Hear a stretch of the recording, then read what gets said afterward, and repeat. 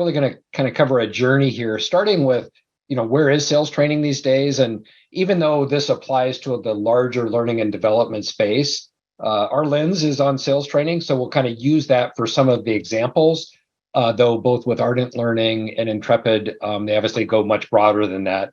From a sales readiness perspective, we focus on sales and sales management, sales leadership training as it relates to these collaborative learning programs. And so that's how we'll be looking at it. But we'll talk about the current state of training and sales training. What do learners want and kind of what's most effective?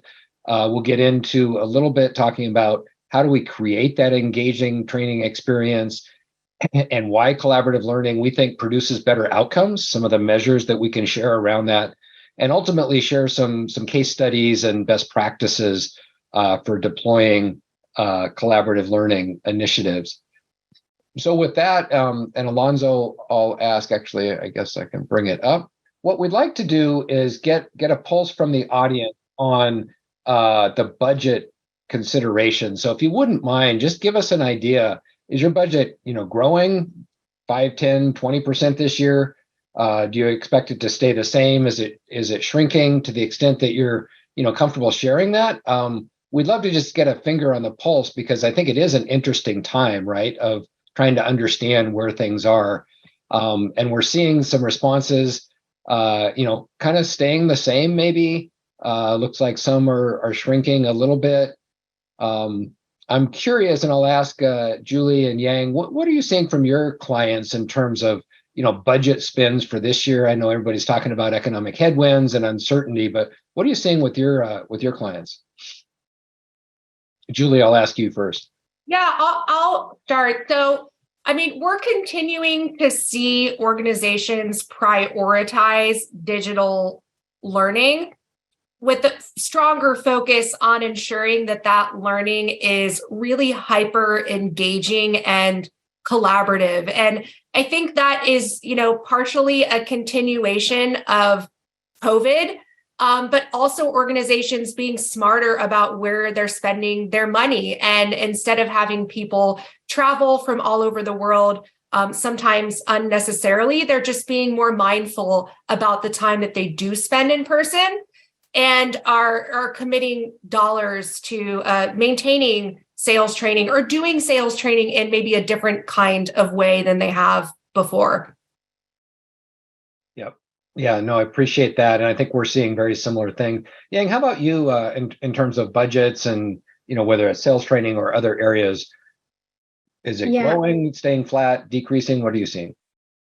So I think it really depends on the industry of the client. Like some definitely is increasing, or some might be going down, or some stay the same. But in general, I totally agree with what Julie has said about the trend in the learning format. It's going, some industry really is interesting. It going from digital to in-person, like they prefer in-person training. But some others really is all about hybrid format, and some is really about digital training as well.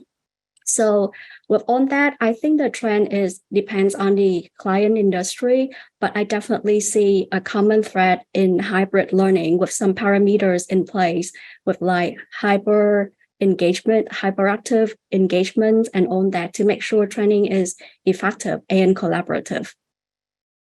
That's great. No, I couldn't agree more. And I think we're seeing that, right, where it is a mix, but even those clients that want to be back in person, we're seeing ILT instructor-led coming back, but it still needs to be a blended type solution where there's reinforcement, there's collaboration after the session, there's something that happens, right, to pull through that training.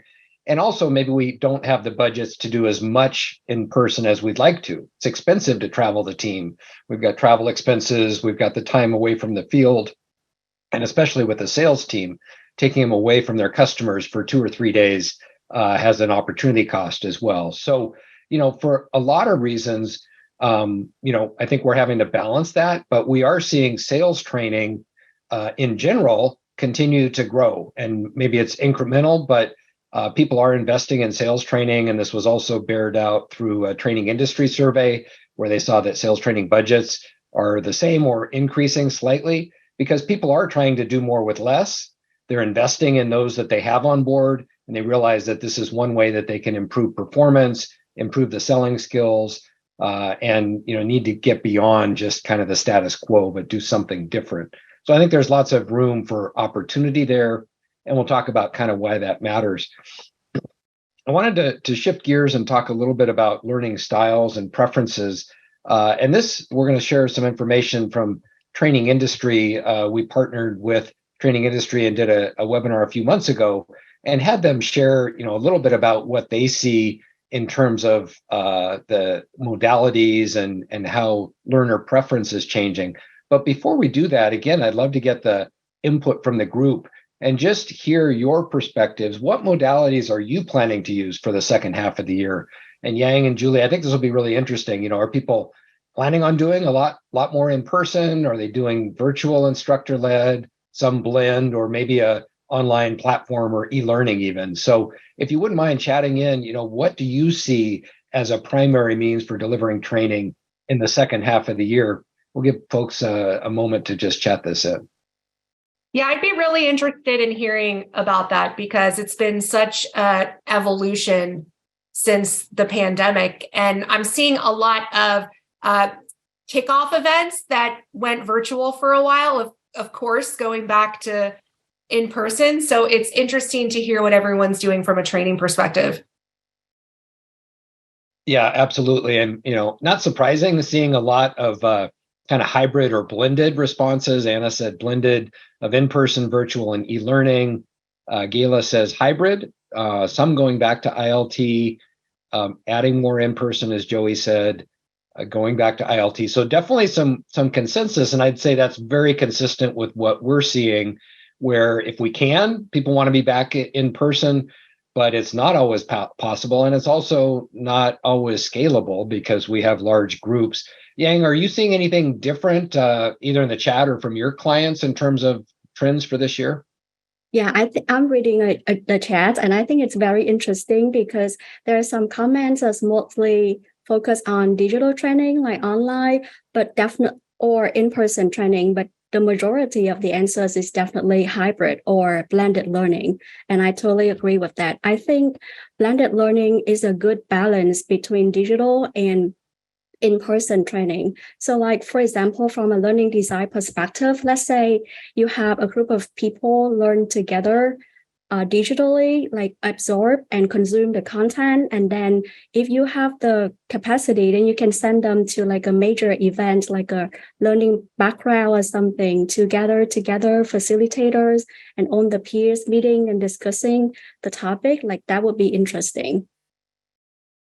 Yeah, and I'll say the silver lining, if there are any, but coming out of the pandemic and having to move to virtual and everything, is people are much more comfortable now in a blended environment.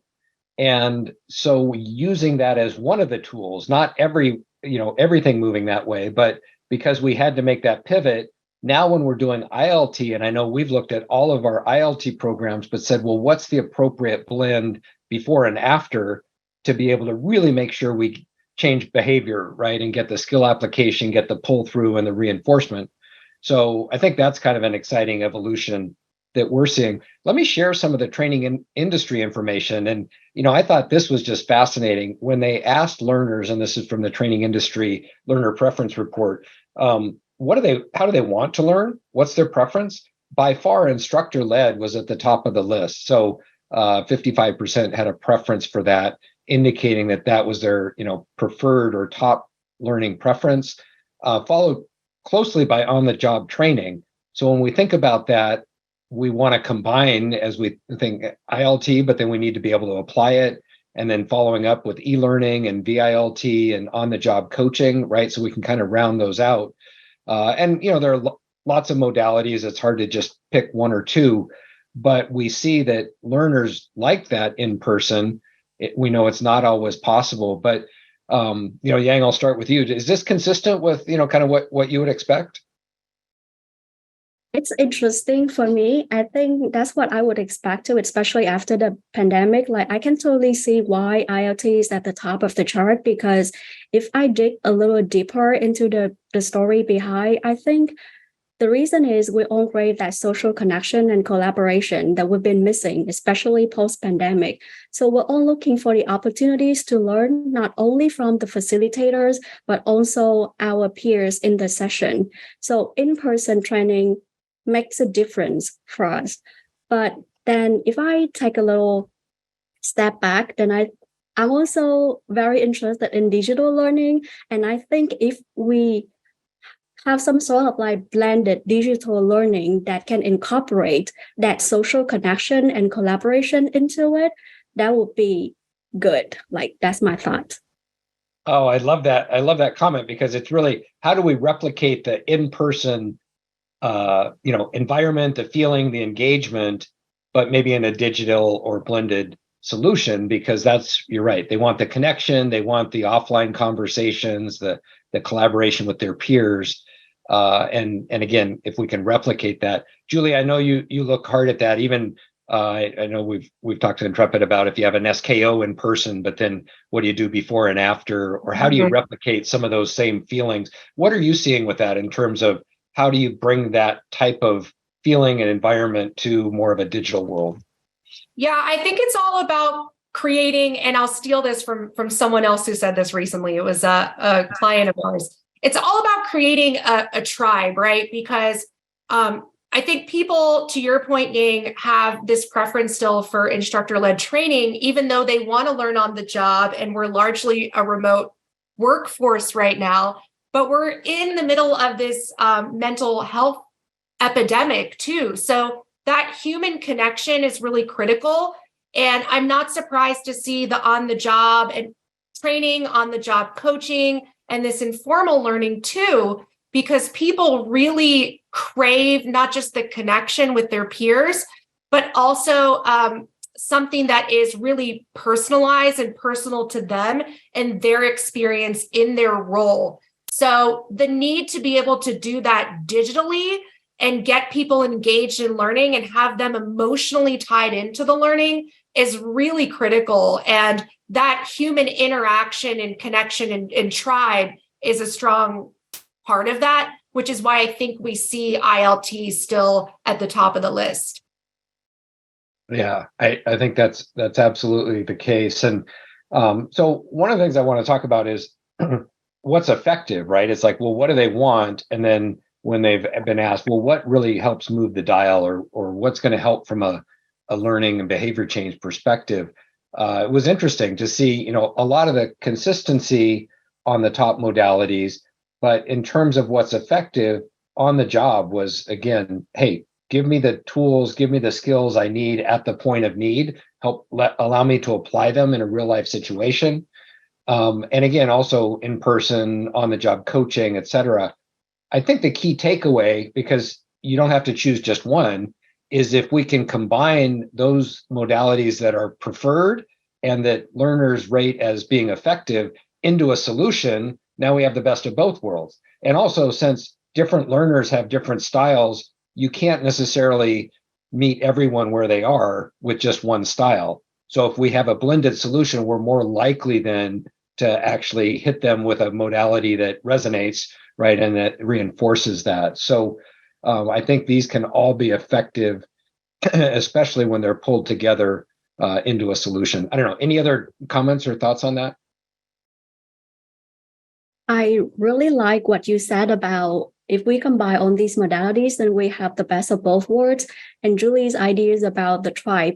I was trying to find a word to describe, that feeling when you go to a training and then you met people, you talk with them, you socialize, and then you get their phone numbers or LinkedIn profile and then connect and then brainstorm ideas and all that. I always think about that as like a learning community, and you learn and grow together. And it's like and those are your co-workers too. So it expands beyond one single learning program. It becomes like that network, that support network that you have within your organization that can help you brainstorm not only for a learning program, but also for any projects or really performance or roles that you're working on. So it's really beyond, it's really a tribe, and that leverage the best of both worlds, like all these modalities to make a learning community become true.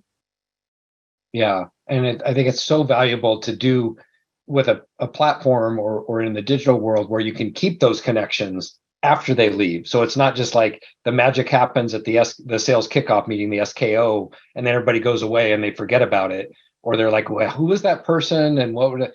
But now you have that social connection, you have the platform, you can go back and see who's contributing and who you connected with. I know we've had sessions with global audiences where people are connecting literally for the very first time. And then those aha moments where they're like, oh, well, you're struggling with the very same situation I have, even though it's another continent, 8 time zones away, but we're all in this together and we're learning from each other. Is that your experience as well, Julie? It totally is. And it's so powerful to be able to see people contribute in a way that is real to them on the job and be able to share that and talk about that with more of a global audience. So these are people that, don't sit beside them in an office necessarily. So that exposure to different POVs, different perspectives, and is really exciting. Yep. That's great. Well, let's keep moving because I know the audience is probably interested in hearing some of the examples, but let me just outline at least what we mean by this collaborative experience and creating an engaging environment, right, that actually works to accomplish some of these objectives.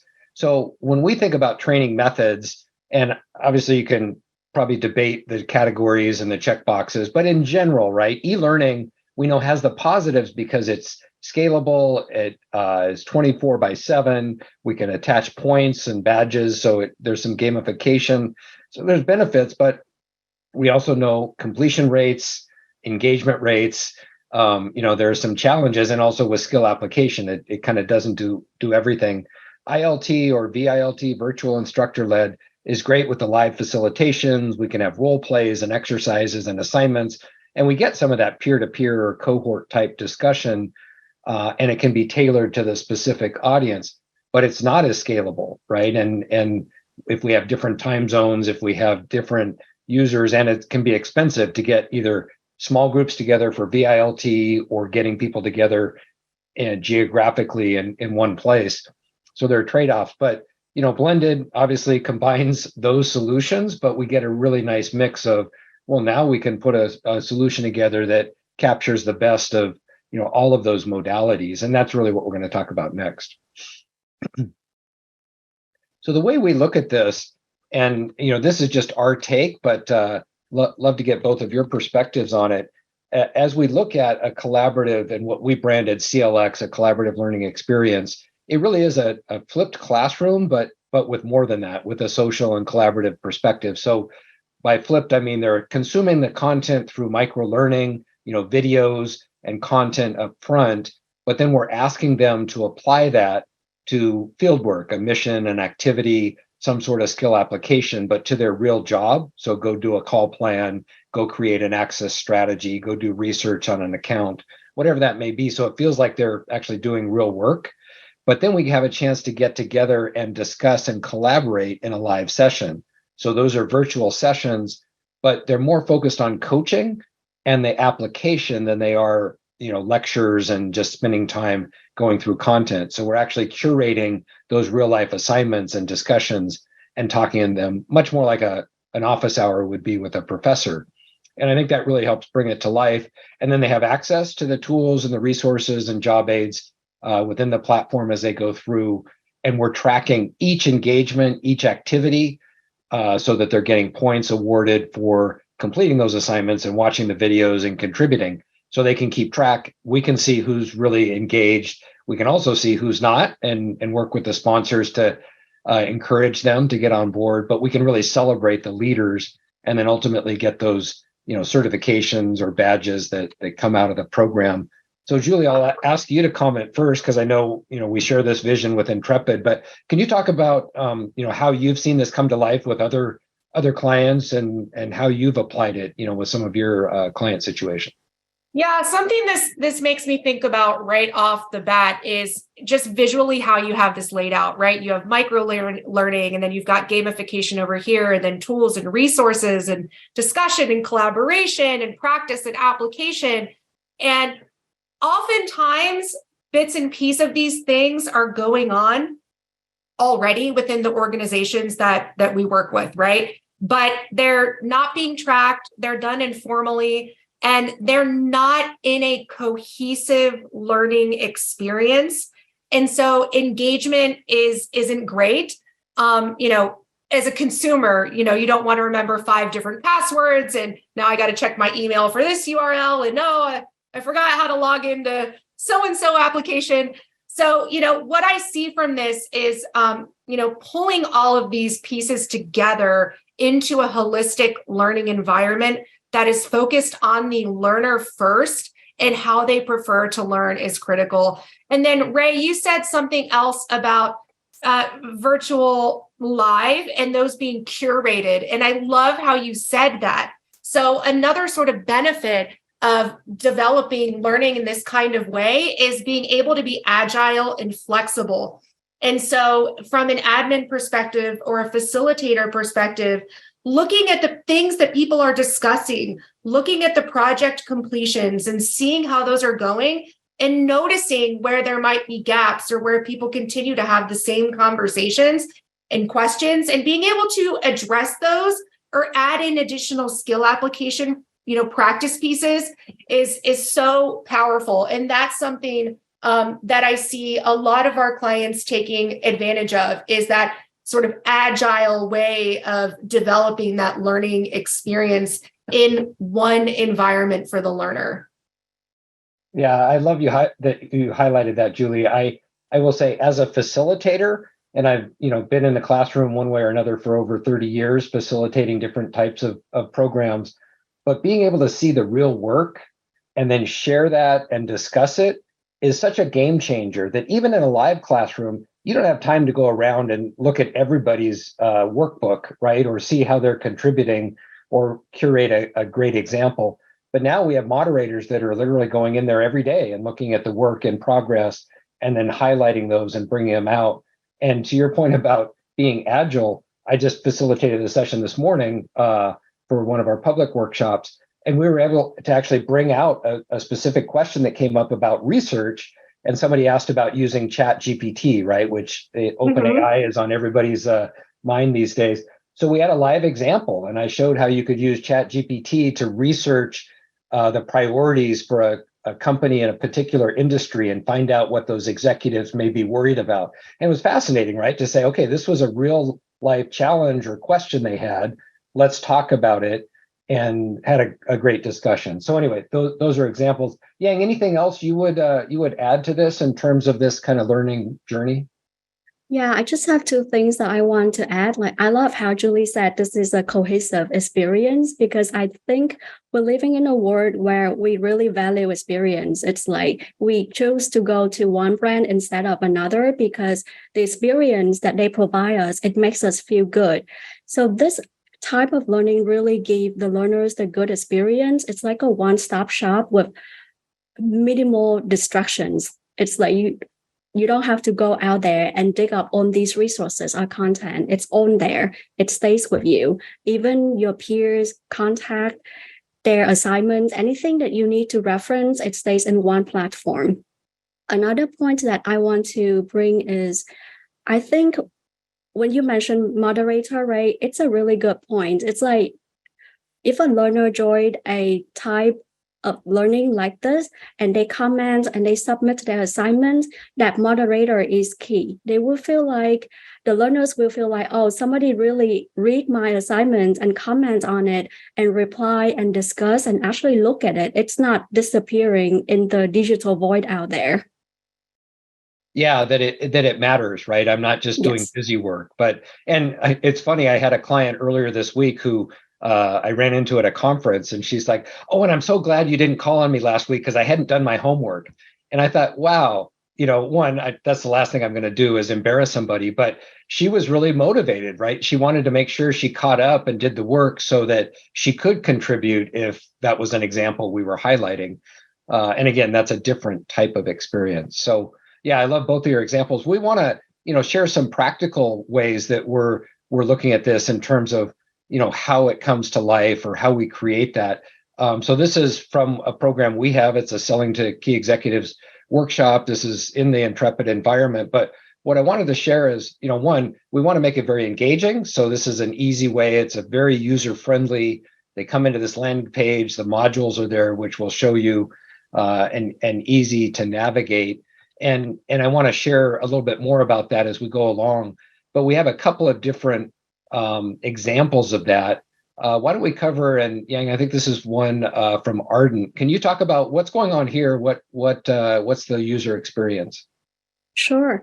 So this is an Ardent example about digital collaborative learning. We use the Intrepid platform to create like a 4-day bootcamp proof of concept. And the goal is to help sales professionals learn more about electric vehicles, how to engage in conversations about EV, and how to overcome some of the common challenges. So basically, it's a guided learning journey with opportunities for knowledge consumption, like micro-learnings, videos, and infographics and all that. But they also have some time to reflect quietly on themselves, then peer collaboration, and then do some sort of video assignments. And we release the content one day at a time. So it really builds up that anticipation for what's next in day 2, 3, and 4. What am I going to learn? It makes them excited. And it also makes learning a lot more manageable. Yeah, I think it's a great way to, one, we want to pull them in. We don't want to put too much on them, but we want to make it a way that they can engage and get through the program. And I think Intrepid does such a great job of making that user friendly, right? This is an example from one of our programs, is sales coaching. But you can see it's very simple in terms of the modules are across the top. So there's an overview of selling skills, and then we talk about coaching mindset, analyzing your team, building a coaching plan, and executing on that.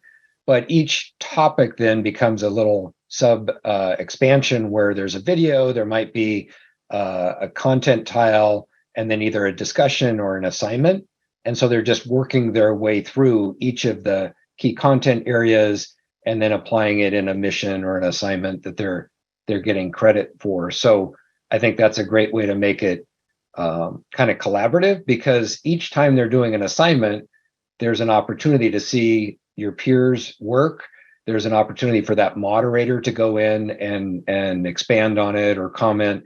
And then we have this Ask the Expert discussion thread that carries all the way through, where it's an ongoing discussion board about topics, timely, something about the content, or something just about what's happening in the industry or the environment, the economy that's going on, that others can respond to as they go through. So that's been very successful. I think we have a few other examples here to share. Do you want to talk about this one? I think this is a Intrepid example, Julie.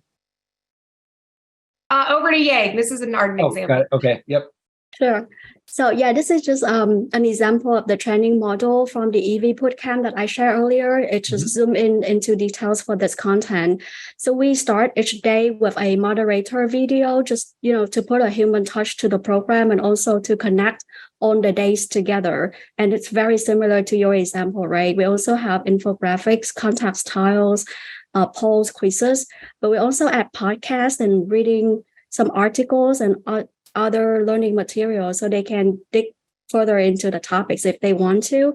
And of course, we didn't forget to include the incentivization piece with like points, leaderboards, and badges, what you see on the left, to encourage the engagement from the learners.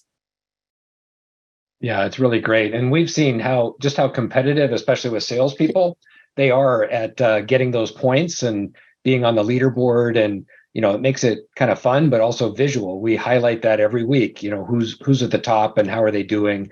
We want to celebrate that, right? We want to make that very engaging and very positive.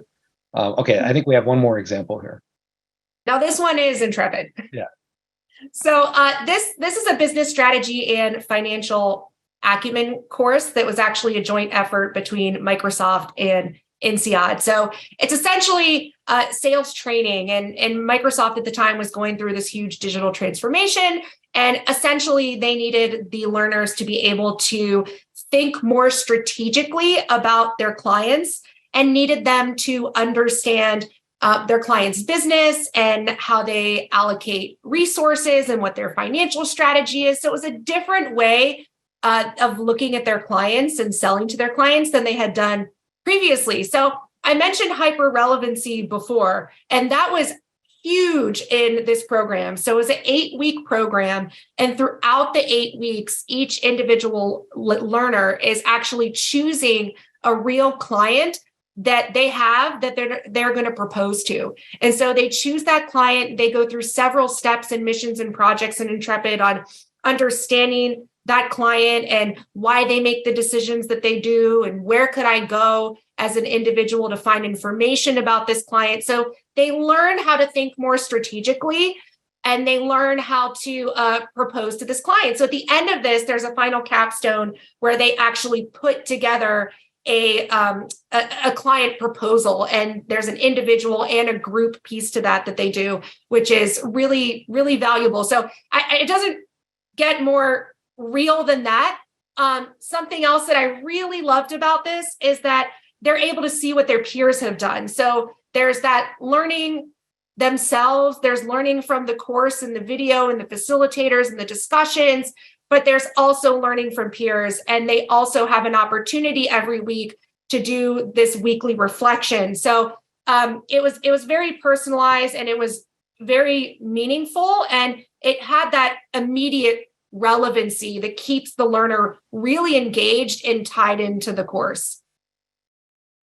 Well, that's great. Yeah, I think that really illustrates all of the components we've been talking about.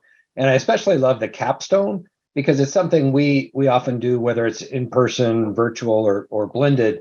But sometimes it's hard to track, where they are in that progress or how do we evaluate that.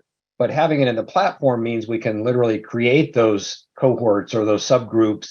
We can have a rubric that they're applying to it, or the moderator can go in and review those, the homework or the assignments, and give each other feedback. So I think it brings that to life in a way that is maybe different than just, filling it out in your workbook. Right? Totally. That's great. Well, I'll just share, this is an example, and I won't go through a lot of detail, but a sample learning journey about what that might look like, where we're introducing this is our high impact sales manager program. But in this case, we're releasing modules. We're having live application sessions in between, and they go through this journey where each time they're completing the activities, they're engaging in the live discussions, and then they're getting a badge, right, that they're kind of working their way through. So they go from coaching, managing performance, pipeline management, leadership. In this case, they finish with recruiting. That's not always the case, but to get at the end, we use Credly, partner with Credly, because it's a great way to say you've satisfied these requirements, you've gone through the program, you've applied it at a certain threshold, and the points make it very easy to track that completion. So I just wanted to share that. I know we have some more discussion going on, so I want to keep us moving, but let's talk about outcomes, because this is always a topic that people are interested in. What helps add to the actual outcomes we're looking for, what's most important. But before we do that, we'd love to get a little bit more input from the group in terms of if we're thinking about learning solutions that create or provide the outcomes we're looking for, what features are you looking for? In other words, what's most successful in your case? Let's get input from the audience if we can. Love you to chat in. Are there specific things you're looking for in your learning solutions that help really create the engagement and the outcomes that you're hoping for? We'll give folks just a minute to chat in their responses. I'm looking forward to seeing this because I think the demand for a valuable experience is higher than ever. Yang, to your point, we're all about experiences. So it's the pressure's on if you're in the space right now. Right. Well, and just as others are chatting in, I mean, I'll add a few that I know we've seen be very successful and also miss the mark. I mean, we used to use a very traditional learning management system to host our videos, but there really was no way to interact. And so in my view, it missed the mark because they could consume it on their own. They could take a quiz or a test, but there was no way to see what their peers were doing or see if they had a question. or any live feedback at all. So in our view, I think that component of having a discussion thread, having a chance to collaborate and see each other's work, I mean, to me, that would be top of the list. Yang, what else are you seeing with your clients in terms of most important features they're looking for? I think submission gallery is one of the important features that I've seen so far. Like, sometimes with the traditional LMS, you can see you get the questions but then you don't know what your peers are doing. You don't see what's happening, and it's hard to get inspiration too. So sometimes when you get stuck and then don't know what to do with your assignment, it's really good to have a submission gallery, just to browse and look for ideas. It's not that you're copying somebody else's homework. It's more like you look through it and then you're like, oh, this idea is really cool. I'm very inspired. I want to build on that. And then you jump into the conversation, chat with the person, learn more about it, and then you come up with something else for yourself. And I really experienced that myself. In one of the courses, I was tasked to do some design for how to make remote collaboration more meaningful. And I was like, I don't know how to define on these extreme possibilities. I'm just in my world where I'm a designer and I'm used to remote working. So out there, people tell me there are many extreme possibilities. There are single parents with kids having to work from home during the pandemic. And then there are also new hires that have to move to a different state. And then the pandemic happened and they have to, do an entire remote onboarding for the first time. So those are the things that people help me see. So I really think the submission gallery is one of the important feature. Yeah, that's a great one. And I think even being able to show greatest hits or, best examples, we often see, well, which examples are getting the most likes or the most dialogue, the most discussion? Let's highlight those. But I love your comment, Yang, because we always say, in the case of sales, it's an open book test, right? Sales, you should be leveraging the best resources you have. You should be leveraging the best examples. And so that's perfectly acceptable. And if we can find something that's working and tailor it and make it our own, then we're way ahead of the game. So there's no reason that we have to be, creating it from scratch. Julie, what else are you seeing from your clients, or what other features would you say are most important? Yeah, you touched on this earlier, Ray. It's, when you go to, let's use a sales kickoff example or a training event, you go to the event and you're pumped up and you're engaged and you love it, hopefully, and then you leave and then what? So we're getting certainly more demand for anything that supports a continuous learning journey and a community. So I hear that fairly consistently across the board. And so that is something that we're very focused on. Yeah, I think that's an area that will continue to evolve and become more valuable, that it's not just during the training, but what happens after. How do we keep them connected? How do you get that resource library and the ongoing connection? And Jesse had a fantastic comment. This is almost like a requirement spec here. I love it, but having a leaderboard, gamification, content repository, online and offline integration, ability to submit videos. And I think that's a great one, where if they're practicing something, they can actually record and submit right in the platform and then get feedback from the moderator, get feedback from each other. So if we're actually presenting our pitch, or we're responding to an objection, or we're negotiating, we have a chance to practice and get feedback. And now with AI, we can even apply, some intelligence to that to give people, feedback or scoring, based on that, to complement what the facilitator is doing. Yeah, we get asked a lot for that sort of formal video application in practice, but also, to your point, Ray, a way to sort of informally practice that too. So if I'm a salesperson and I want to sort of practice my pitch and get some sort of feedback on that before, officially submitting it, that's something that's critical. And anything that continues to support scalability. So, that feature is certainly a part of that. Yeah, absolutely. You know what? Thank Yeah. you.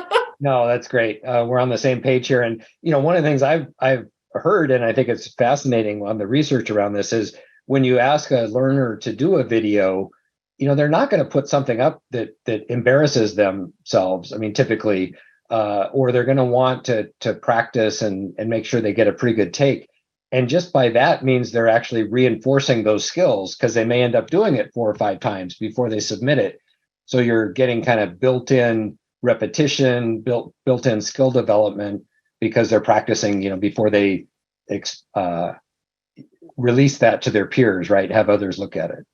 Definitely. And if it's not something that you've done as an organization before, people can be a little bit like, oh, what is this that you're asking me to do? So, giving them the option and the ability to sort of practice that in a lower stakes situation and get that AI feedback before actually going into that higher stakes situation, where maybe there is a facilitator that's grading that is a great way to go about that. Yeah. And doing that then before they do it in front of the client, because we say if you're practicing in front of the client, that's a really expensive way to do training, because we don't have enough of those opportunities, enough of those at-bats. Yeah, talk about high stakes. That's the highest of stakes. Right. Yeah. And they're like, oh, I don't like role playing. It's like, well, really? So you'd rather practice, on the customer? Marlene makes a great point about visibility of the learning leader. And so that's the other thing that this does is now, and we encourage our managers to be involved, or the sales manager in that case, to see what their group is doing, to even attend the live sessions, to hear about the discussions, and they can go in and they can actually review and give feedback. So it opens that up where maybe they wouldn't have had that exposure to the learning experience in other platforms.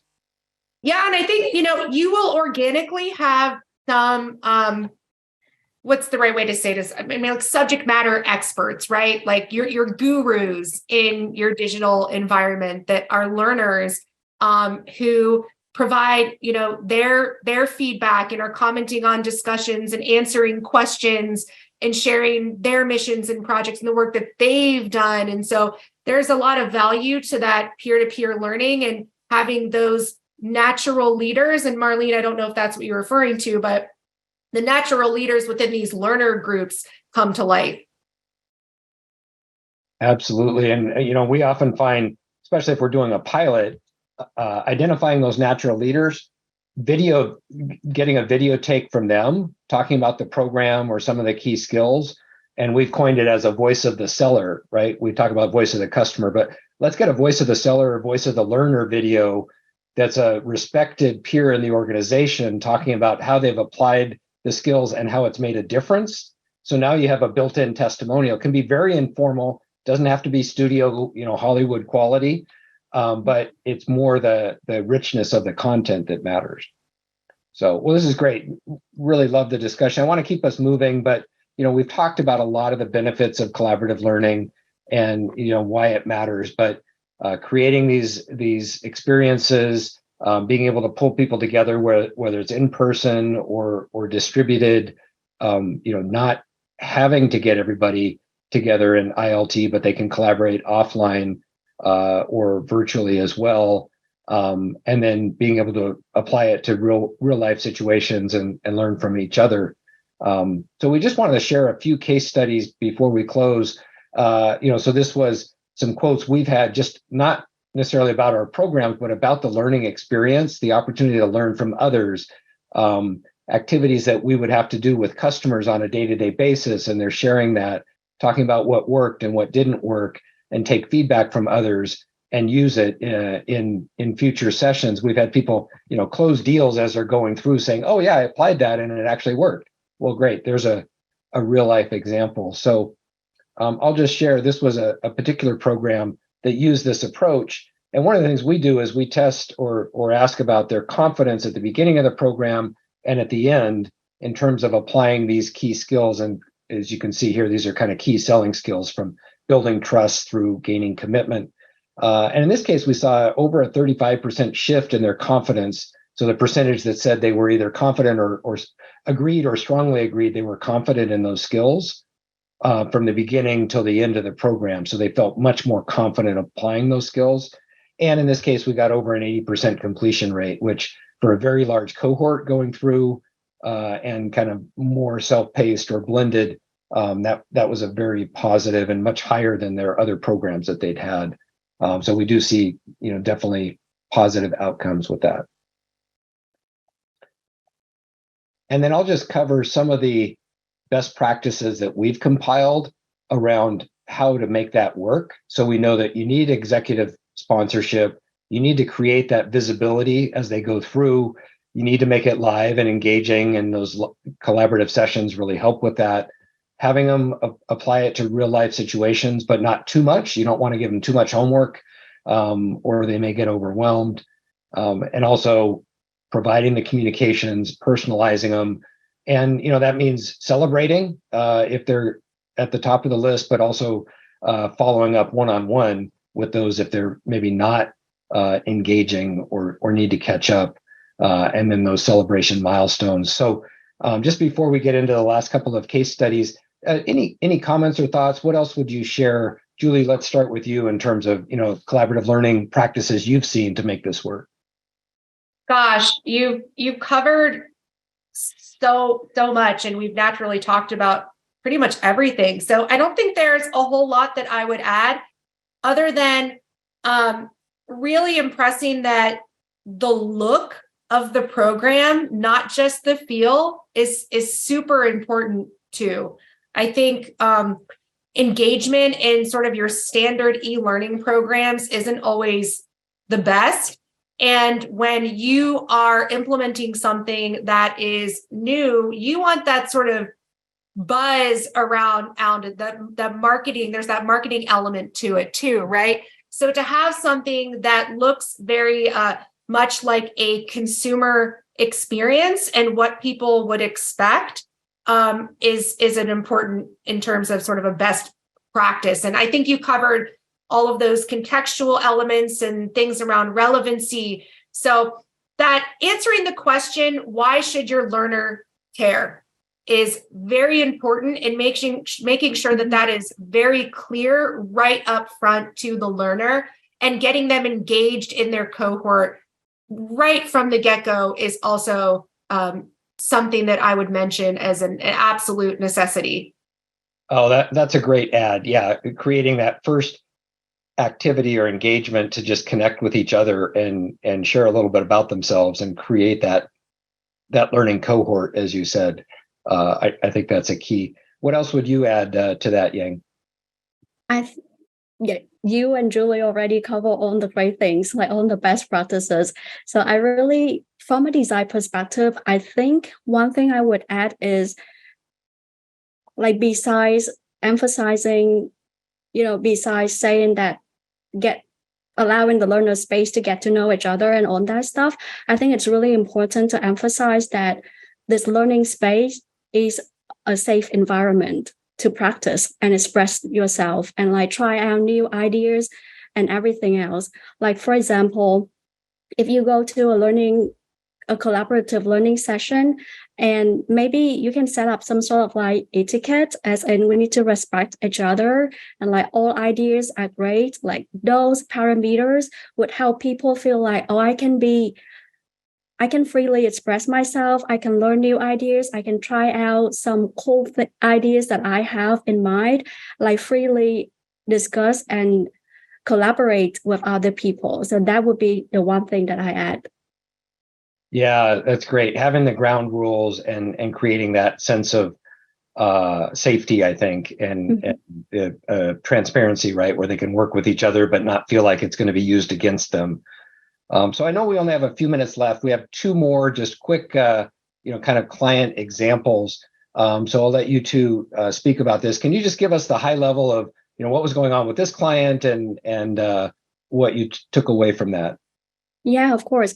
So I'll be really quick. So the client was looking for, it's a consumer packaged goods company, and they're looking for a new and modern approach to their high performers training programs, like leadership training. So our solution is we have a 4-day collaborative learning experience for them. And what we do is we try to replicate the Intrepid platform without using the platform. So so we create we use pre-assessment to identify the cohorts with like a mix of background and experiences. And then we do a virtual rally to really get people to know each other, like an icebreakers. And then throughout the 4 days, there are different activities, like both individuals and cohort activities, like webinars, e-learning modules on the discussion and stuff like that. And then each day, we also have a section that help them build toward the capstone experience on the last day. So there is a capstone experience element in there. And throughout the entire experience, another key learning element we have is an interactive digital participant guide. And this is where you get on the scenarios, on the, some extra learning materials and guidance for them, basically for them to keep track of their learnings, jot down their thoughts, take notes, and all that good stuff. And the chat, another cool element in this one is the chat bot, which will prompt for the videos, the links to the e-learning courses. It is the communicator for the whole learning journey. And to close out the entire experience, we have a celebration ceremony. Let's call it graduation ceremony. It's like a recognition for a sense of accomplishment and quick wins and something like that for them. Wow, I love that. Well, you've definitely blended together everything, and I love the visual, but blended together all the components we've been talking about. Sounds like a very successful program. So just in the interest of time, because I know people have other meetings they need to get on to, but I'll just share a couple of key takeaways here. We talked about different modalities, learner preference, and what that means, and how we think collaborative learning really creates that environment that addresses those, creates a better engagement, better outcome, allows us to space out the learning with real applications. And then even we touched a little bit on getting the leaders involved, right? And having the managers, they can now see that, they can participate, and they can help coach and reinforce as well.